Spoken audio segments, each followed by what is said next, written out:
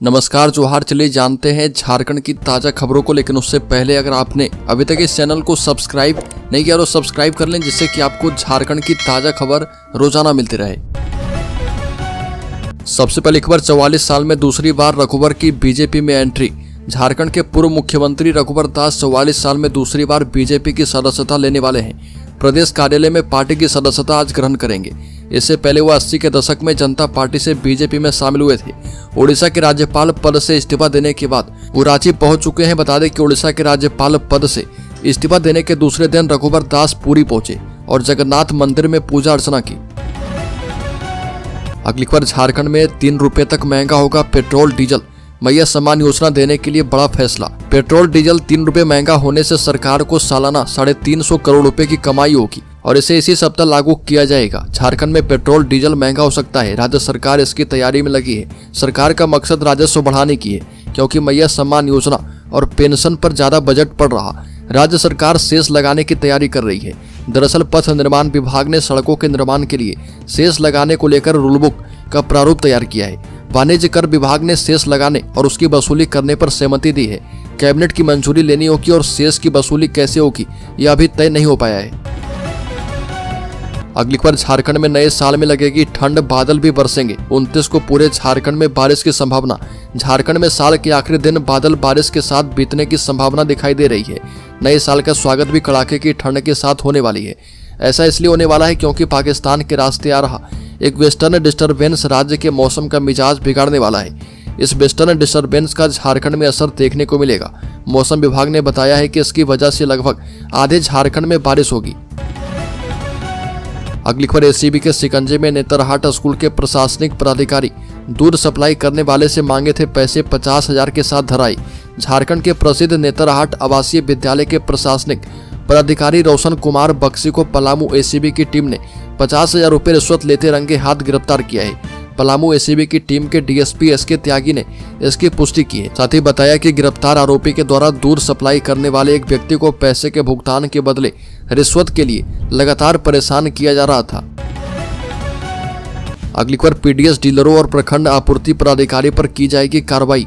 बता दें कि रामगढ़ जिले में चीनी आपूर्ति में जिला जो है पिछड़ा साबित हुआ है और यह हम नहीं जिला से प्राप्त आंकड़े बोल रहे हैं। जिले में 19,663 परिवार चीनी प्राप्त करने की पात्रता रखते हैं। सभी के बीच 19,663 केजी चीनी का वितरण होना है। इसकी जिम्मेदारी जिला के 654 पीडीएस डीलर के बीच है और इसको लेकर जिला में अप्रैल, मई और जून का चीनी पहले ही आ चुका है। 6 महीने गुजरने के बावजूद अब तक चीनी का वितरण नहीं हो पाया। अगली खबर, रघुवर दास की वापसी से कोई फर्क नहीं पड़ेगा।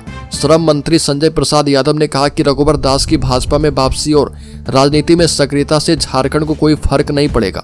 रघुवर दास को चाहे जो भी पद भाजपा में मिल जाए, उससे वो झारखंड की राजनीति में कुछ भी करने में असमर्थ रहेंगे।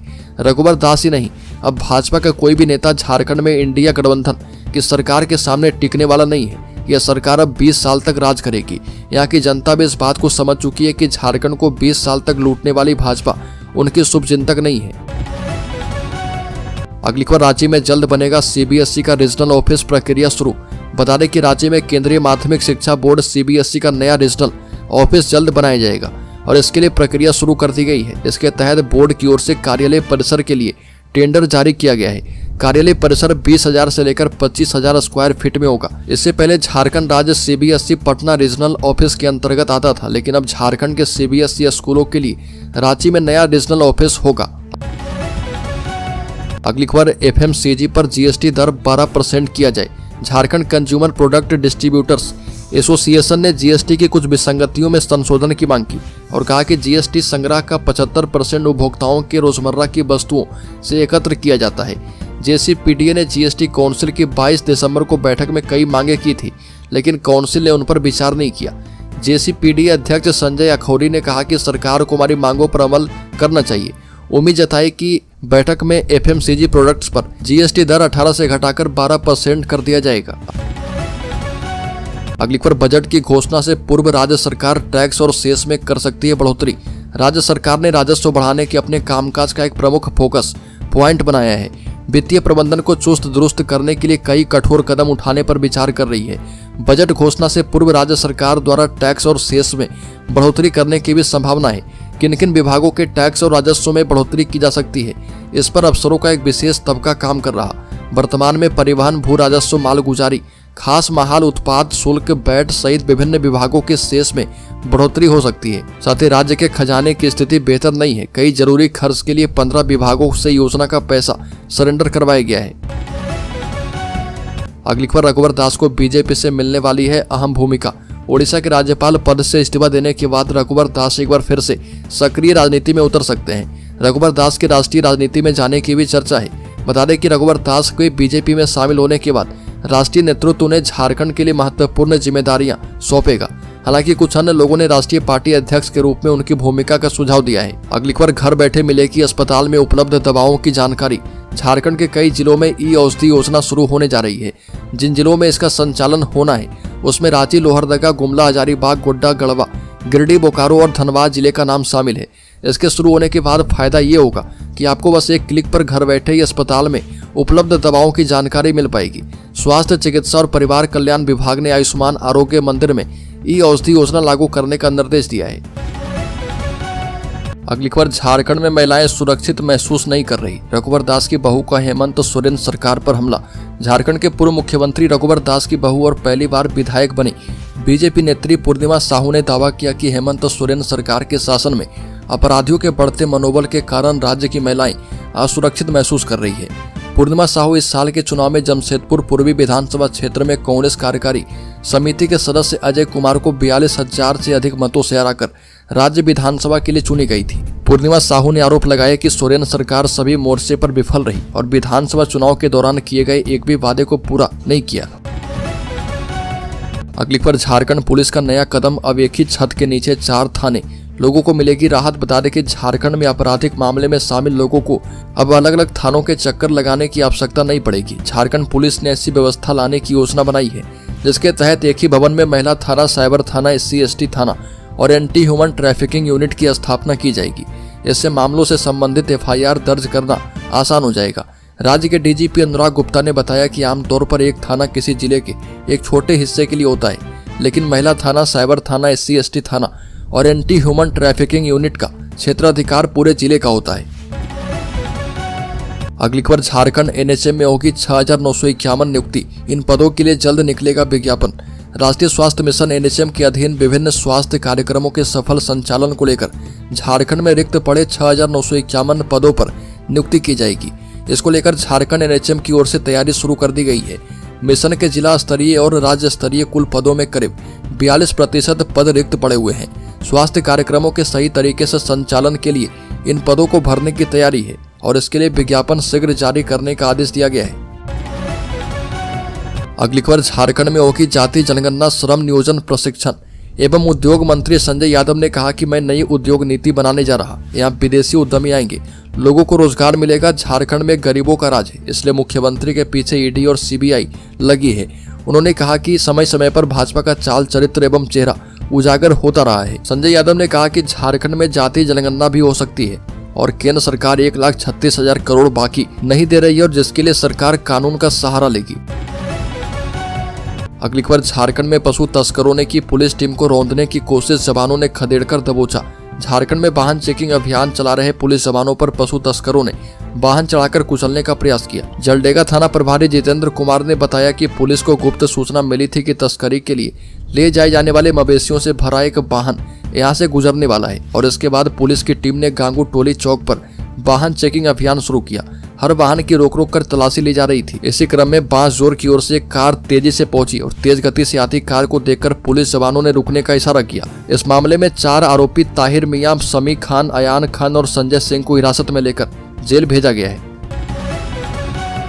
अगली पर, पूर्व प्रधानमंत्री वाजपेयी को चंपई सोरेन ने दी श्रद्धांजलि। कहा कि जिनकी वजह से झारखंड राज्य का अस्तित्व है उनको नमन करते हैं। भारतीय जनता पार्टी के नेता और झारखंड के पूर्व मुख्यमंत्री चंपई सोरेन ने कहा कि अगर तत्कालीन प्रधानमंत्री अटल बिहारी वाजपेयी ने झारखंड को अलग राज्य नहीं बनाया होता तो प्रदेश के लोगों को कई वर्षों तक इंतजार और संघर्ष करना पड़ता और शायद अधिक बलिदान भी देना पड़ता।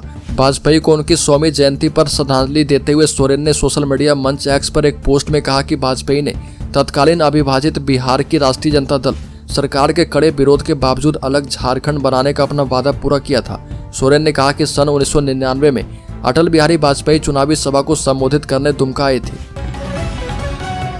अगली खबर, डुमरी विधायक जयराम महतो के समर्थकों ने किया सीसीएल क्वार्टर पर कब्जा। पुलिस से झड़प। बता दें कि डुमरी विधायक जयराम महतो के समर्थकों ने बोकारो स्थित सीसीएल ढोरी प्रक्षेत्र के सेंट्रल कॉलोनी मकोली में क्वार्टर संख्या D02 पर कब्जा कर लिया। जब पुलिस और सीआईएसएफ की टीम मौके पर पहुंची तो समर्थकों ने विरोध शुरू कर दिया और वहां बवाल मच गया। घटना की जानकारी मिलने पर विधायक जयराम महतो देर रात 1 बजे पुलिस के साथ मौके पर पहुंचे और इस दौरान उनकी पुलिस से तीखी बहस हुई। 19 दिसंबर को उक्त क्वार्टर को प्रशिक्षु खनन अधिकारियों के लिए आवंटित किया गया था। अगली खबर, भाजपा विधायक सत्येंद्र नाथ तिवारी ने रंका रामकंडा क्षेत्र में अवैध माइनिंग पर उठाए सवाल, जांच की मांग। बता दें कि गढ़वा जिले के रंका से लेकर रामकंडा प्रखंड तक खुलने वाले 17 माइनिंग और क्रशर प्लांट्स ने कई सवाल खड़े किए हैं। इन माइनिंग ऑपरेशंस को लेकर भाजपा के विधायक सत्येंद्र नाथ तिवारी ने कड़ा विरोध जताया। विधायक तिवारी ने आरोप लगाया कि रंका और रामकंडा रोड पर खुले अधिकांश माइनिंग और क्रशर प्लांट्स 99% अवैध हैं। ये भी कहा कि इस अवैध गतिविधि में तत्कालीन जिला उपायुक्त और सर्कल ऑफिसर की मिलीभगत रही है। अगली खबर, रामगढ़ जिले में चोरी और छिनतई की बढ़ती वारदातों को खत्म करना है तो सभी प्रतिष्ठानों में हाई क्वालिटी के पर्याप्त सीसीटीवी कैमरे होने चाहिए। हालांकि रामगढ़ में बैंक और एटीएम में पर्याप्त सीसीटीवी कैमरे और ट्रेंड गार्ड नहीं है। बता दें कि रामगढ़ जिला प्रशासन ने काफी गंभीरता से इस मुद्दे को लिया है। एक तरफ रामगढ़ एसपी अजय कुमार के जरिए सभी प्रतिष्ठानों को चिट्ठी लिखकर पर्याप्त मात्रा में एचडी सीसीटीवी कैमरा लगाने का आदेश जारी किया गया है। दूसरी तरफ रामगढ़ एसडीओ अनुराग कुमार तिवारी ने भी बीएनएस की धारा 163 के तहत निर्देश जारी किया है। अगली खबर, मैया सम्मान योजना के लिए ट्रैफिक रूट में बदलाव। मुख्यमंत्री मैया सम्मान योजना को लेकर 28 दिसंबर को नामकुम के खोजा टोली स्थित ट्रेनिंग ग्राउंड में कार्यक्रम आयोजित किया जाएगा। इसमें लाखों लाभुकों के आने की संभावना है।